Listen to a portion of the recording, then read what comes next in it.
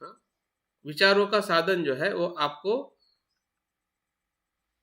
आकाश में उड़ा सकता है। एरोप्लेन, हाँ, एरोप्लेन क्या है, आपको आकाश में उड़ा के एक जगह पे दूसरे जगह पे लेके जा सकता है। लेकिन अगर आपको ब्रह्मांड में जाना है, अगर आपको ब्रह्मांड में जाना है, किसी ग्रह में जाना है, तो विमान से आप नहीं जा सकते। उसको आपको अग्निबाण या जो दूसरा साधन है, हाँ, उसी ऊर्जा के साधन से ही वो सैटेलाइट उस दायरे से भी पार जो है वो लेके जाता है। तो इस प्रकार से कल्पना और बाबा साहब के उस ऊर्जा के रूप को हम देखने वाले हैं। जैसे कि मैंने कहा है कि मृत्यु एक घटना की, एक जीवन की एक घटना है, हाँ, लेकिन उस घटना के बाद अगर बाबा साहब को हमें देखना है, वो बाबा साहब की ऊर्जा है, जिसे हम धर्म काया कहते हैं या संभव काया के रूप में भी उसको हम देख सकते हैं। अगर उस ऊर्जा के रूप में अगर देखना अगर हम नहीं सीखते हैं, तो बाबा साहब हमारे सामने ज़्यादा प्रेरित करने वाले नहीं दिखाई देंगे। हाँ, वो एक चित्र के रूप में या एक ऐतिहासिक रूप में ही हम उनको देखेंगे। वर्तमान में उनको देखना और महसूस करना किसी के लिए भी संभव नहीं है जब तक वो उस दृष्टि से उसको देखने का प्रयास नहीं करते। फिर आप हो, मैं हूँ या कोई कोई भी व्यक्ति है, हाँ, बाबा साहब को या किसी बोधिसत्व को अगर हमें देखना है, तो वो दूसरे ऊर्जा के रूप में ही देखने का हमें प्रयास करना पड़ेगा। अन्यथा हम बाबा साहब को नहीं देख पाएंगे या बुद्ध को भी देख नहीं पाएंगे। उसका कारण भी यह है, मैं सुबह सोच रहा था कि पूरा अस्तित्व जो है 3 स्वरूप में हमें दिखाई देता है, जिसे हम जड़ कहते हैं, तरल कहते हैं और गैस या ऊर्जा वाला कहते हैं। पूरा अस्तित्व ही 3 स्वरूप में है। जो गैस है वो धीरे धीरे ठंडी होती है तो वो तरल पदार्थ बनता है। वही तरल पदार्थ और ज़्यादा अलग अलग संयोजनों से वो संगठित होता है या मिलता है तो वो धातु बनता है, जड़ बनता है। हाँ, तो जड़ता को समझना सरल है, थोड़ा तरलता को भी समझना सरल है, लेकिन उस तरलता के भी भीतर जो ऊर्जा है, जिस ऊर्जा के कारण वो तरलता और जड़ता बनी है, उस ऊर्जा को जब तक हम उस स्वरूप के संपर्क में नहीं आते हैं, और स्वरूप को संपर्क में आने के लिए हमारी कल्पना शक्ति ही मदद कर सकती है। अन्यथा हम उस ऊर्जा के स्वरूप को हमेशा मिस करेंगे, तो वो पहलू से हम काफ़ी कुछ चीज़ों को मिस कर सकते हैं। हाँ, और उस गैप के वजह से या उस अस्पष्टता के वजह से हम बाबा साहब और बुद्ध के इतने संपर्क में नहीं आ पाएंगे। तो देखिए कि हम किस प्रकार से और क्यों हमने संदर्शन या कल्पना शक्ति का हमने विकास करना है। तो दूसरे इसमें हम उनके तेज के संपर्क में 2 बातें आती है। एक तो संसार के प्रति उनका जो तेज है, प्रकाश है, सभी जीवों को मुक्त करता है, और दूसरे स्तर में हमारे भीतर वो प्रकाश भीतर हम देखते हैं। तो संसार के कल्याण के साथ स्वयं का कल्याण वो हम दूसरे प्रक्रिया में देखते हैं। और जब हम स्वयं के संपर्क में जब प्रकाश को देखते हैं, तो उसमें 2 पहलुओं को हमें देखना है। जैसे कि मैंने उद्देश्य में बताया है कि हमारे जो अकुशलता का हमें बोध होता है, पहला उस प्रकाश के संपर्क में आने से या प्रकाश हमारे भीतर जब हम देखते हैं, और उसके बाद में शुद्धिकरण को हम महसूस करते हैं। वो बुराइयाँ जो है या जो कमजोरियाँ है वो कैसे बदल रही है, और उससे मैं कैसे बदलने की प्रयास करते हुए मैं इसका आनंद ले रहा हूँ, भले कुछ समय के लिए क्यों ना हो। हाँ, उसकी जो जागृति है, उसकी शुद्धिकरण की जो अनुभूति जो है, वो हमारे भीतर बहुत कुछ बदलाव लाने के लिए, या ध्यान के बाद या ध्यान के अंतिम समय में कैसे संकल्प की तरफ ले जा सकती है। हाँ, कि जो संकल्प हमारे जीवन में बेहतरीन बदलाव लाने के लिए मदद कर सकते हैं। तो इस प्रकार से दूसरा सराव करेंगे। हाँ, और तीसरा जो है वही विघटन। विघटन करते समय कभी कभी हम बहुत ही असमंजस्य में रहते हैं। हाँ, क्योंकि हमें लगता है कि इतना सुंदर अस्तित्व को हम कैसे और क्यों छोड़ें। अगर नहीं छोड़ेंगे तो हम अस्तित्व के संपूर्ण पहलू को नहीं समझ पाएंगे। ये दो ही पहलू है, उत्पन्न होना और स्थिति में आना। ये प्रतीत्य समुत्पाद के आधार पर हम संदर्शन करते हैं। ये कोई मतलब ऐसी भ्रामक कल्पना नहीं है, हाँ, कि बस कर लेना है, अच्छा कुछ हो जाएगा, हाँ,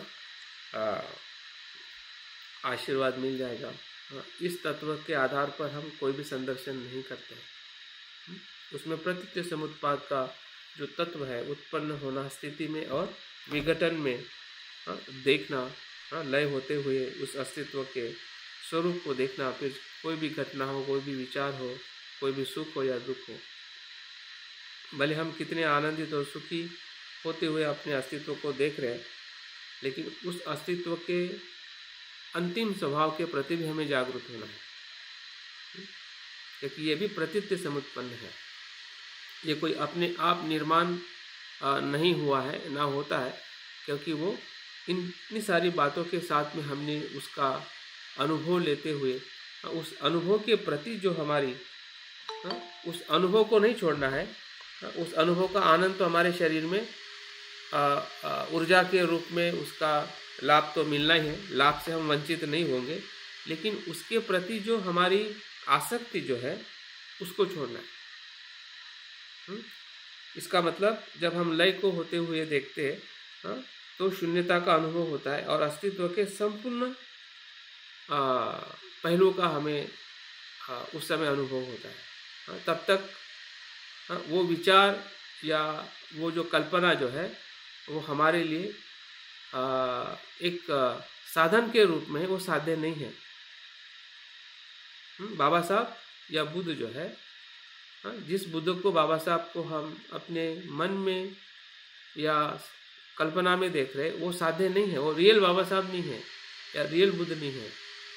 लेकिन रियल बुद्ध की तरफ ले जाने के लिए वो हमें ज़रूरी है, और इसलिए उसको साधन के रूप में जब हम शुद्धिकरण को महसूस करते हैं और हम स्वयं उस सत्यता को जब विघटन करते हुए उस अस्तित्व को अनुभव करते, वो अनुभव हमें उस रियल बुद्ध की तरफ या बाबा साहब के उस अस्तित्व की तरफ हमें ले जाता है। और इसलिए विघटन को भी हमने उतना ही सहजता से उसका हमें अनुभव करना है, ताकि हम ध्यान की जो संपूर्णता है उसको हम महसूस कर सकें।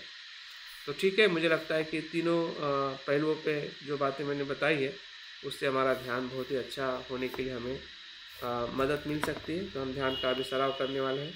तो अब अपनी बैठक को ठीक कर लीजिए।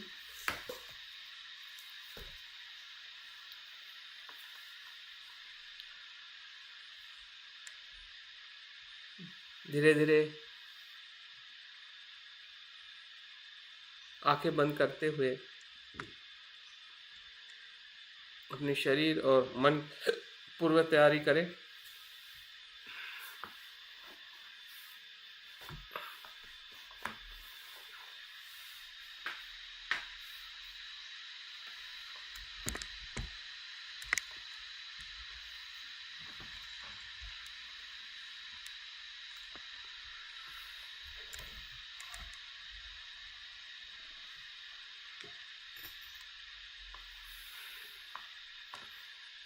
गहरी सांस लीजिए और छोड़िए और देखिए कि धीरे धीरे हमारा शरीर और मन तनाव मुक्त हो रहा है। पूरे शरीर में और चेहरे पर आनंद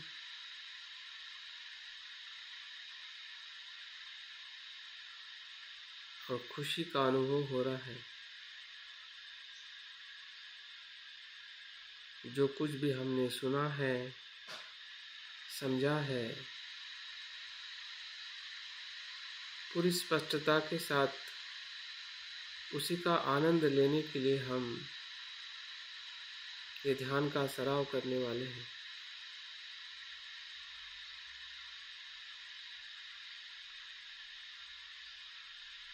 बाबा साहब की स्मृति का ध्यान सराव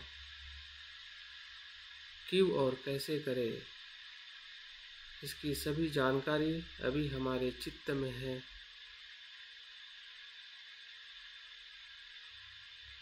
विचारों में, भावनाओं में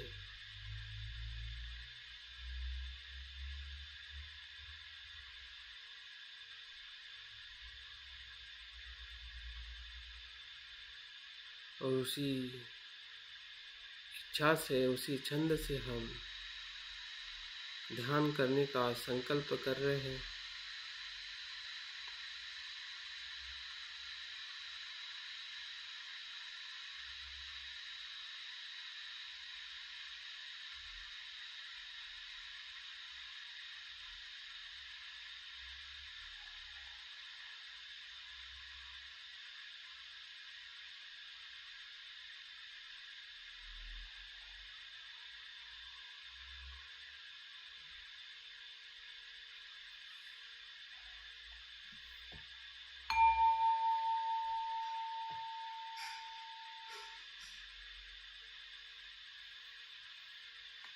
ध्यान के पहले चरण में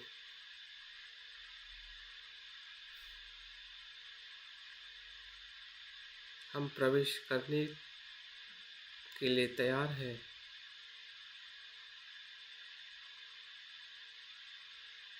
सांस की स्मृति का आधार लीजिए। ये सांस ही है जो हमें वर्तमान में ले आती है, और इसी सांस की स्मृति से ही हमें धीरे धीरे बाबा साहब की स्मृति तक प्रवास करना है। सांस आ रही है, सांस जा रही है, और हमारा मन एक रूप हो रहा है।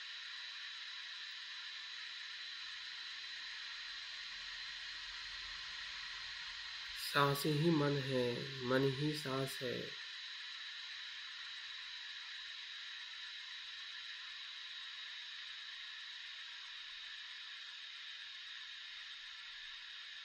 सांस का स्पर्श नाक से होते हुए पूरे शरीर में हमें अनुभव हो रहा है।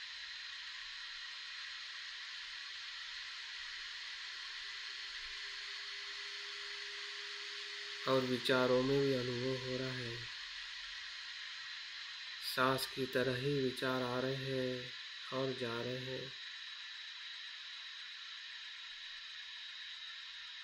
विचारों की गति सूक्ष्म है, कुशल भी है, अकुशल भी है।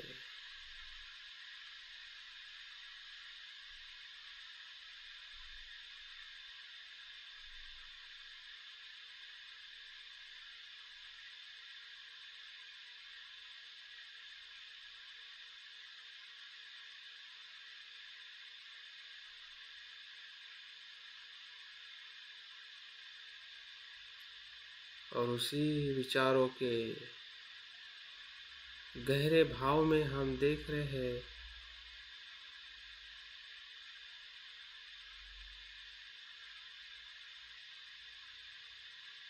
जो शुद्ध चित्त है, शुद्ध विचार है, दुख से मुक्त होने का, शील के आचरण करने का, मैत्री करने का, दान करने का, ये सभी शुद्ध विचार स्वयं की और औरों की कल्याण की भावना है।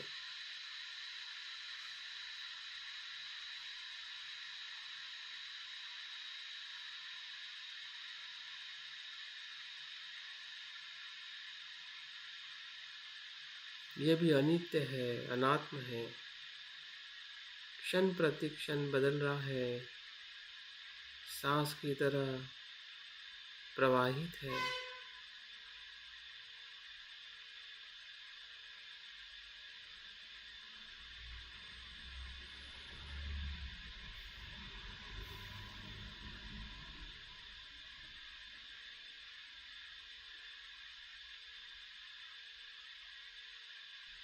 हम स्वयं पर वही मैत्री भाव करें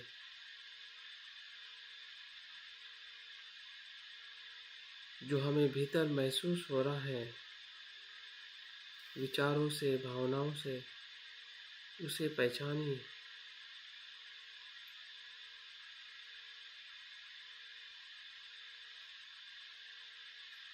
अगर कुशल हो रहा है तो उस कुशल भाव से आनंदित हुए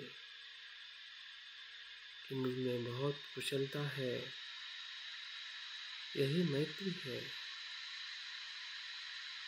अगर कुछ अकुशलता है, बुराई है, उसे भी महसूस करें और मैत्री करें कि इससे मैं मुक्त हो सकता हूँ।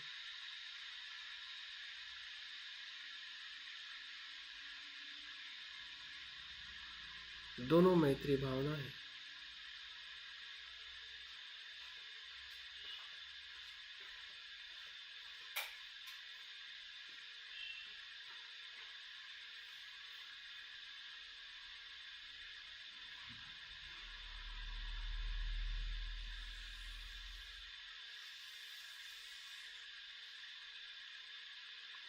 और ये कुशल और अकुशल जो धर्म है, चित्त है,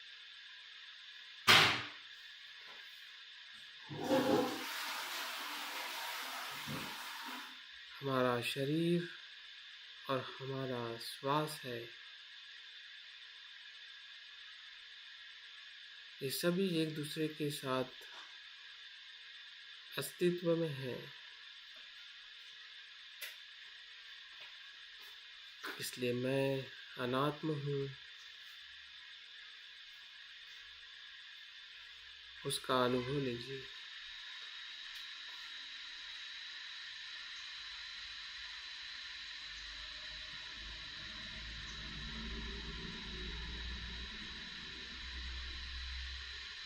मेरा अस्तित्व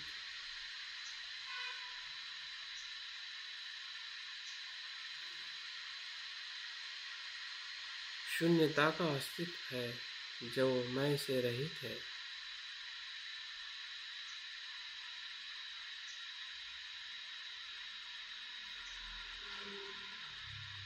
अनेक धर्मों से बना हुआ अस्तित्व यही शून्य है।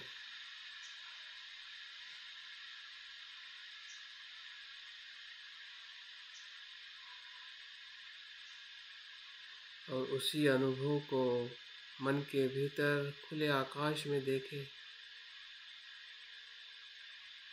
जो मन के भीतर का आकाश हमें शून्यता और अनात्म का अनुभव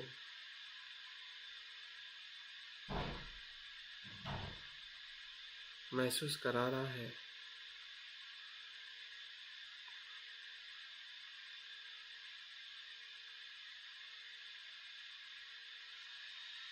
सब कुछ है लेकिन मैं का अस्तित्व नहीं है, वही शून्य है।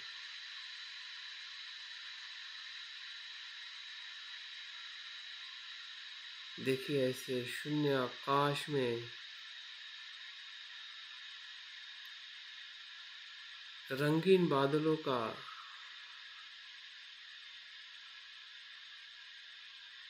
उद्भव हुआ है, जो संसार का प्रतिरूप है। संसार की उत्पत्ति भी अनात्म भाव से ही होती है।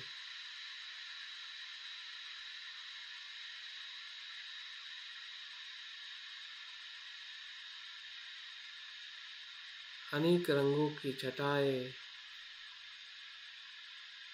बादलों के रूप में हम देख रहे हैं।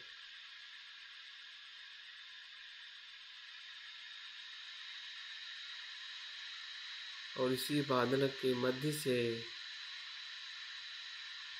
एक शुभ्र और तेजस्वी कमल ऊपर की ओर आ रहा है।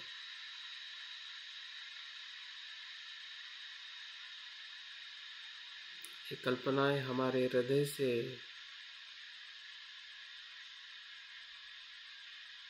और विचारों से उत्पन्न हो रही है। ये हमारे ही चित्त की क्षमता है, कार्य है कि जो इस प्रकार की कल्पना कर रहा है।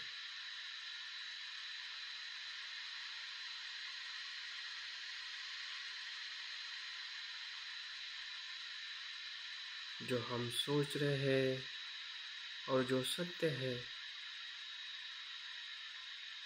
उसी की हम कल्पना कर रहे हैं।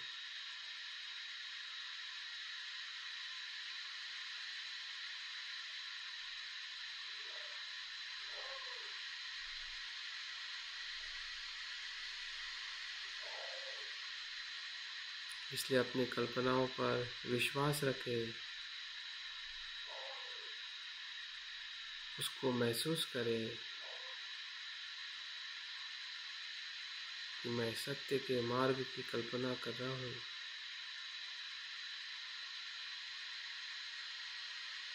जो मेरे ही मन से उत्पन्न हो रहा है। बुद्ध कहते हैं मनोपुबंग धम्मा, सभी धम्म मन में ही उत्पन्न होते हैं।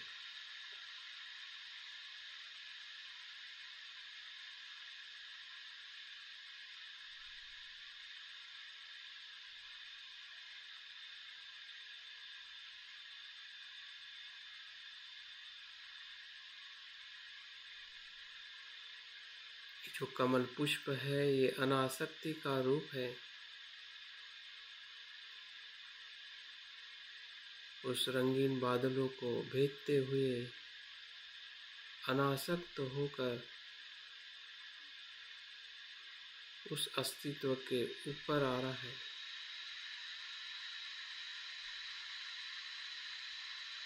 क्योंकि ये बादल दिखने में सुंदर है या नित्य लगते हैं, लेकिन भीतर से वो अनित्य और अनात्म है।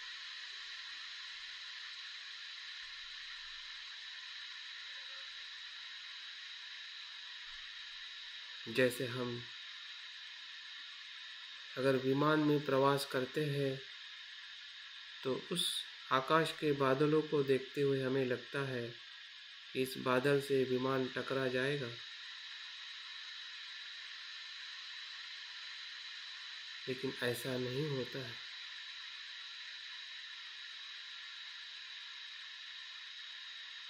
उस बादल को भेदते हुए विमान अपने मार्ग को आगे ले जाता है।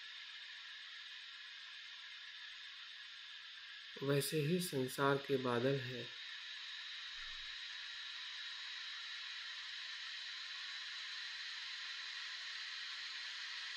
जब हम कमल पुष्प को उससे बाहर आते हुए देख रहे हैं,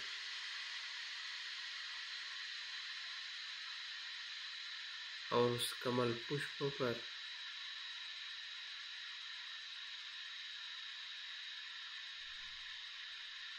बीज के रूप में बाबा साहब का जन्म हो रहा है।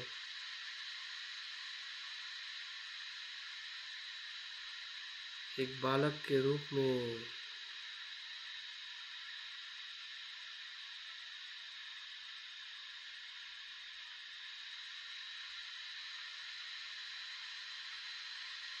उस कमल पुष्प के बीज में से जो ऊर्जा के रूप में उसे हम देख रहे हैं,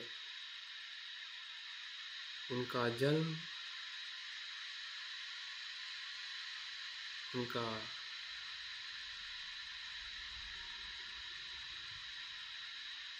बाल जीवन,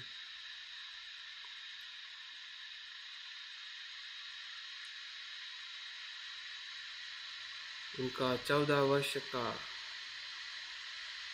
युवा का स्वरूप जब वो बुद्ध के संपर्क में आते हैं,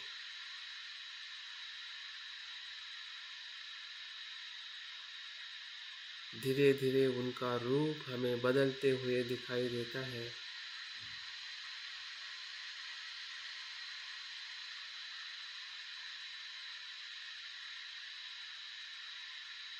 उनका विद्वत्ता का रूप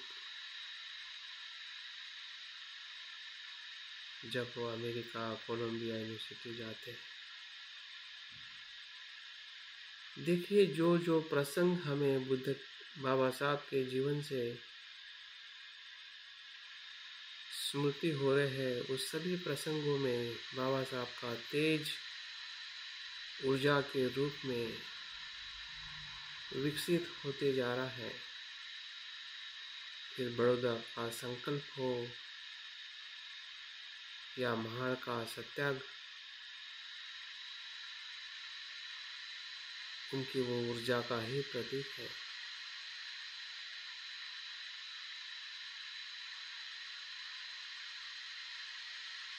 जिन घटना को हम स्मरण कर रहे हैं, उसी घटना में बाबा साहब की ऊर्जा है, जिसे आज हम महसूस कर रहे हैं।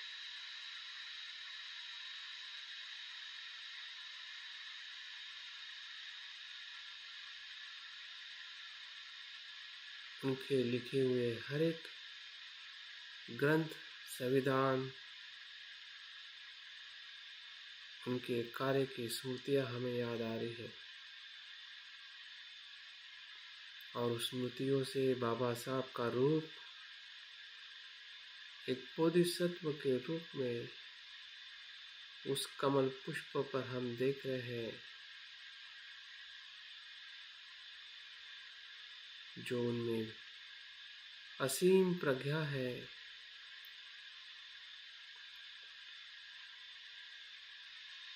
बुद्ध से आई हुई और आधुनिक जगत में प्राप्त की हुई सभी विद्वत्ता के वे स्रोत है। उनके पूरे शरीर में रक्त नहीं है, ना हमारे जैसे ठोस है। उनका शरीर तेज से बना है, प्रज्ञा से बना है। जिस बाबा साहब को हम देख रहे हैं, वो शारीरिक रूप से बाबा साहब नहीं है, ये ऊर्जा के बाबा साहब है। जो ऊर्जा से उन्होंने कार्य किया,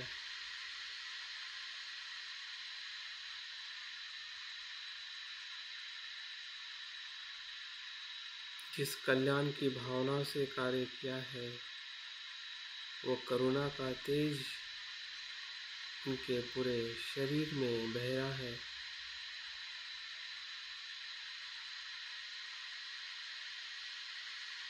बाहर से हमें बाबा साहब का रूप दिखाई दे रहा है, लेकिन भीतर तेज ही तेज है,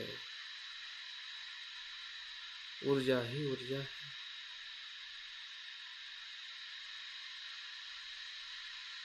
जो असीम है उनके शरीर से।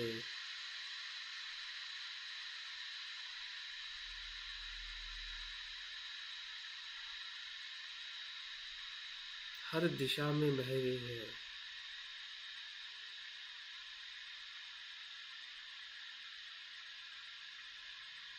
इस संदर्शन करने का आनंद लीजिए, अपने मन को खुला बनाइए, विचारों से कल्पना में प्रवेश करें।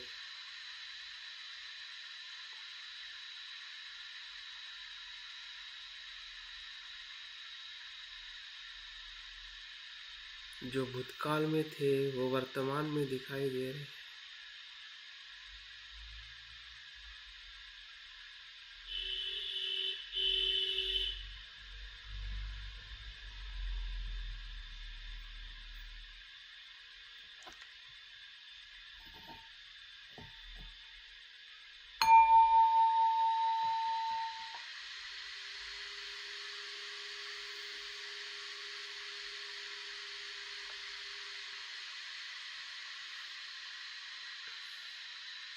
ध्यान के दूसरे चरण में जो हमने उत्पन्न किया है, उस बोधिसत्व बाबा साहब के अस्तित्व का पूरा आनंद लीजिए।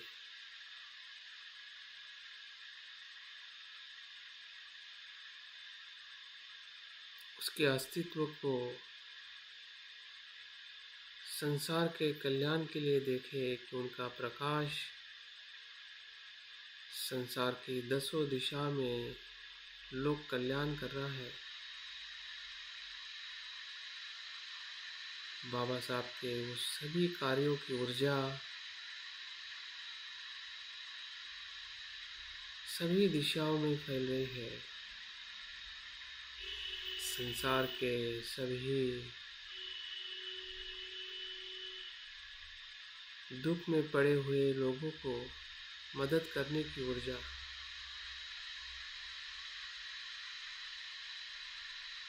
फिर वो स्त्री हो या पुरुष हो, किसी भी जाति धर्म के हो, कामगार हो या किसान हो, राजा हो या रंग हो, सभी को प्रेरणा दे रहे हैं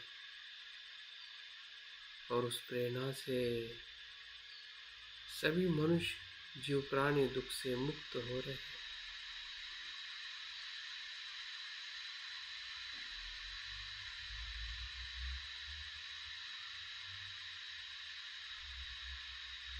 बाबा साहब के अस्तित्व को एक सूर्य की भांति देखे। सूर्य का प्रकाश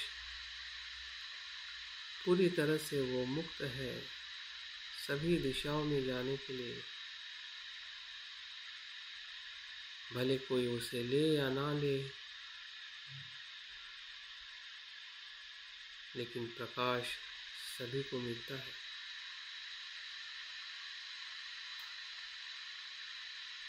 और उस प्रकाश से उसका जीवन सुख संपन्न होता है।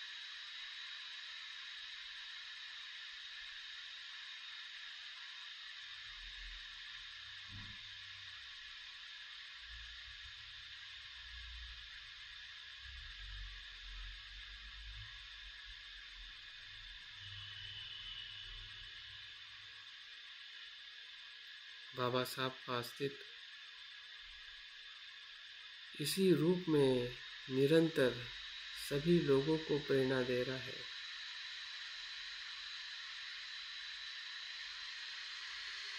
भारत के सभी लोगों को, विश्व के सभी लोगों को,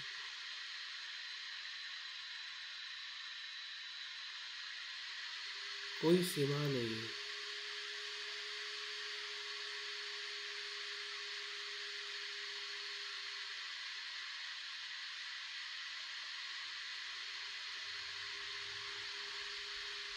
ऐसे बाबा साहब के हृदय के केंद्र से एक प्रकाश का पुंज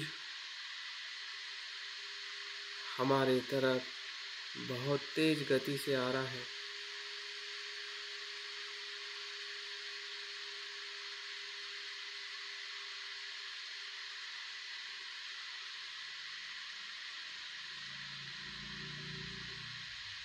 और हमारे हृदय केंद्र को धीरे से स्पर्श करते हुए जैसे सांस आता है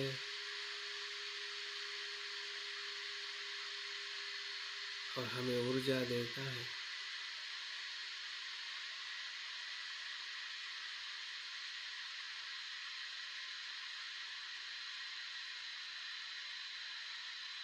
उस प्रज्ञा और करुणा का तेज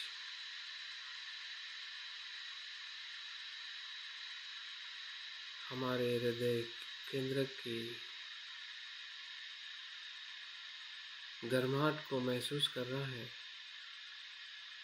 हम देख रहे हैं कि वो प्रकाश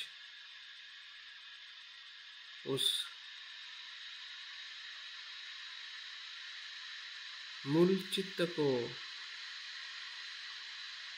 महसूस करा रहा है कि हमारे भीतर जो बुराई है, लोभ है, द्वेष है, मोह है, भय है, चिंता है, वो सभी उस प्रकाश में काले धब्बे की भांति हमें दिखाई दे रही है और उसका हमें एहसास हो रहा है। यही कारण है जिसके कारण मैं अपने जीवन में दुखी हूँ,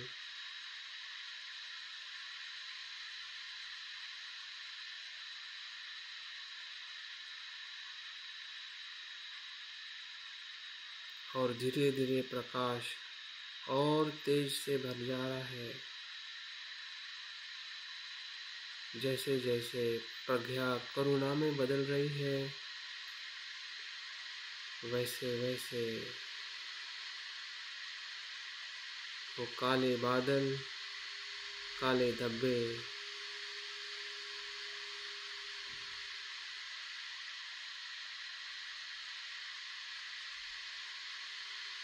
रूपांतरित हो रहे हैं।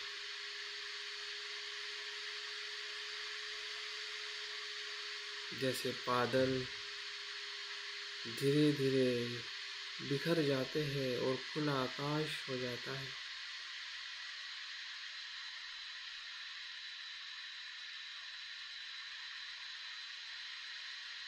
अंधेरे जगह में जैसा जैसा प्रकाश भीतर आता है, अंधेरा चला जाता है। वैसे ही हमारी बुराइयां भी इस प्रज्ञा और करुणा के प्रकाश से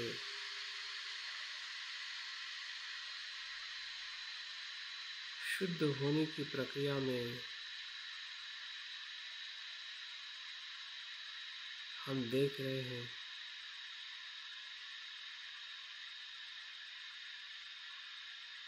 वो इसलिए शुद्ध हो रही है क्योंकि प्रज्ञा से उसे हम अनित्य और अनात्म के रूप में देख रहे हैं।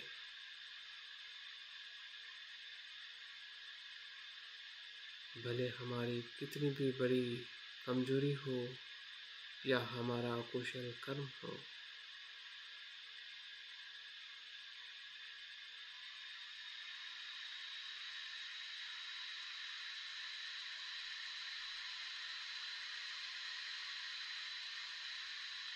जैसे सांस शरीर के हर एक कोने कोने में पेशियों को जीवन देती है,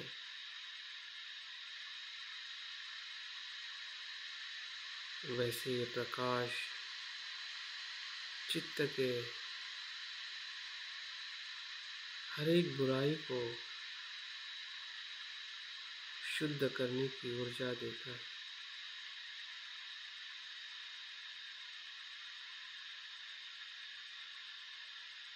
हमारा स्व का भ्रम और आसक्ति ही सभी बुराई का कारण है।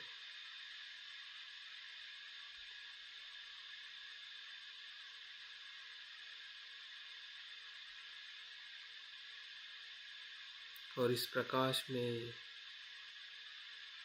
वो मर्यादा, वो भ्रम टूट रहा है और इसी के कारण हम शुद्ध हो रहे हैं। पूरा शरीर, मन, विचार, भावनाएं उस बोधिसत्व की ऊर्जा के समान हो रही है। हम भी अपने आप को उसी ऊर्जा के स्रोत में देख रहे हैं। बाबा साहब की ऊर्जा और हमारी ऊर्जा समान है।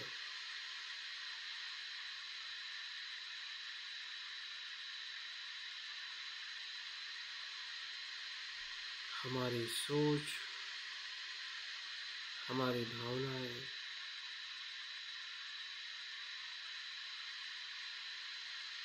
प्रज्ञा और करुणा से भरी है।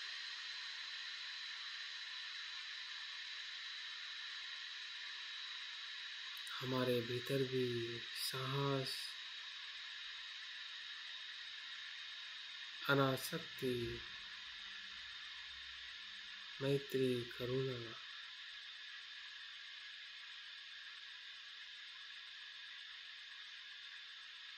यही कुशल चित्त का अनुभव हो रहा है।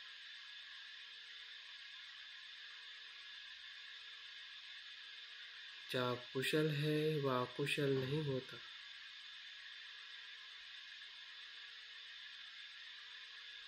जहाँ प्रकाश है वहाँ अंधेरा नहीं होता।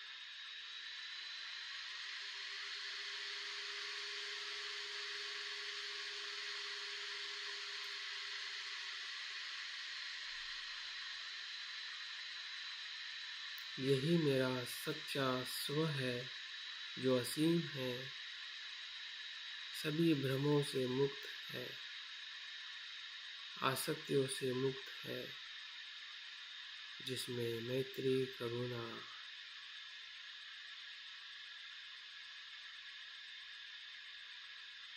और वीर्य है।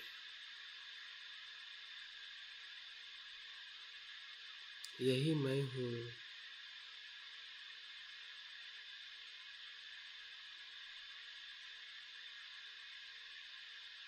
यही बाबा साहब है।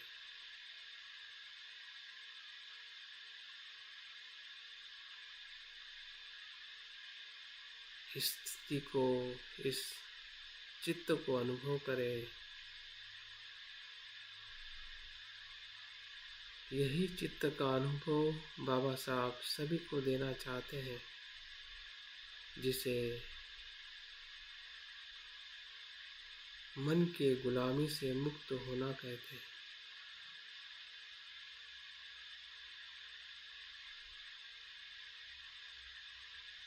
जो बाबा साहब मन की गुलामी से मुक्त है, इसलिए वो बोधिसत्व है।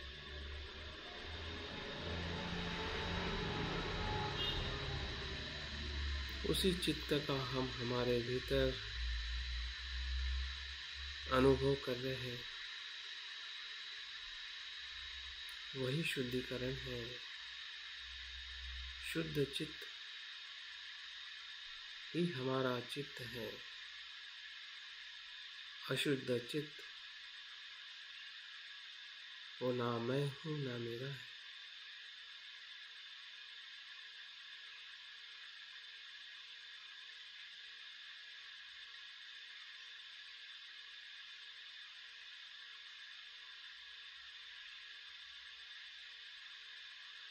हमें स्वयं का साक्षात्कार हो रहा है।